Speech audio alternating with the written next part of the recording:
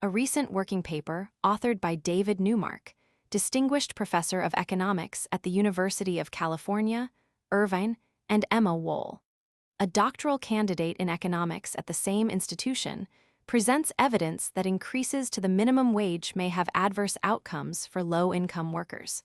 Released through the National Bureau of Economic Research, the study arrives amid ongoing political discussions regarding proposals for raising the federal minimum wage, which has become a prominent policy platform among several progressive and Democratic candidates ahead of the 2026 midterm elections.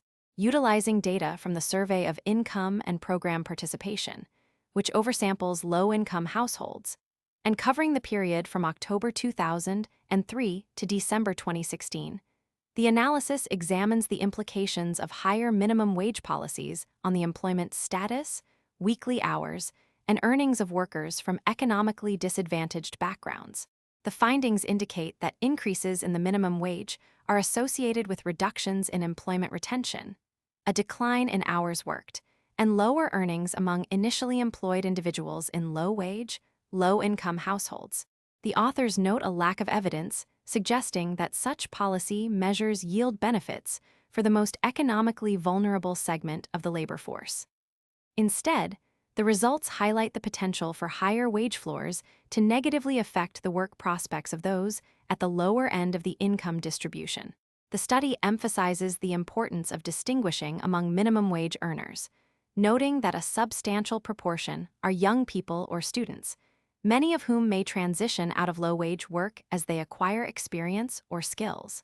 In addition, it draws attention to the variability in hours worked among minimum wage earners, who are often employed in sectors characterized by irregular scheduling and fluctuating demand, such as retail and service industries, rather than fixed standard workweeks.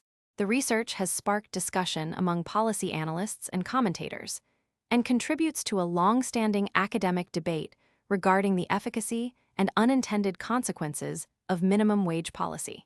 While some prior research, including the influential work of Alan Kruger, has argued that moderate increases in the minimum wage may not result in significant job loss, the present study underscores the ongoing contention within the field and the degree to which ideological commitments inform policy preferences. Neumark observes that despite accumulating evidence of employment effects and limited impact on poverty reduction, deeply held beliefs shape much of the public and political response to minimum wage proposals. The federal minimum wage currently remains at $7.25 per hour, unchanged since 2009, though numerous states and municipalities have legislated higher local thresholds. Debates over the most effective means to improve outcomes for low-wage and low-income workers persist, with the authors suggesting that alternative policy interventions, while possibly more effective, may require significant government expenditure beyond the scope of minimum wage legislation. Want to make sure you never miss our latest videos? Tap that follow button right now. If our content brought a smile to your face, made you think, or taught you something new, please like this video and share with your friends and family. Your support helps our community grow, and sharing the love only takes a second. Thank you for watching and being part of our journey.